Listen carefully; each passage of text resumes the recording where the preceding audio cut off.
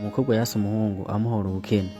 Imyaka 10 iheze, umukobwa yagiye mu isoko ahura na wa musore, bagihura bararamukanije. Bagiheza kuramukanya, umukobwa atangura kwitapa abwira wa muhungu ko ubu asigaye yararongowe, afise umugabo we amukunda cyane kandi afise n'amafaranga menshi cyane, ngo yaramuguriye n'imodoka.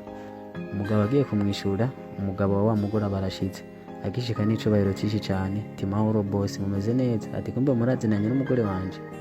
Umugabo nta na kimwe yamwishuye, bivanye n'amajambo umugore yarejeje kumubwira n'urukundo yari yaramukunze arikomereza. Umugabo akirenga, umugore yabajije umugore ati mugabo wanje, ati kumbe murazinanye n'ujya mugabo? Umugabo yamwishuye ati uwo ni boss wanje, ndafise company ikomeye cyane ngaha mu gihugu. Ati mu majambo make arubashwe cyane. Umugore kuko buri ivyo avuga yaguye igihumura. Iyi nkuru ikaba ari isome gusigiye, mwibagiye kumfollowinga kugira ngo uzazumva n'utundi tuntu nk'utu. Bye.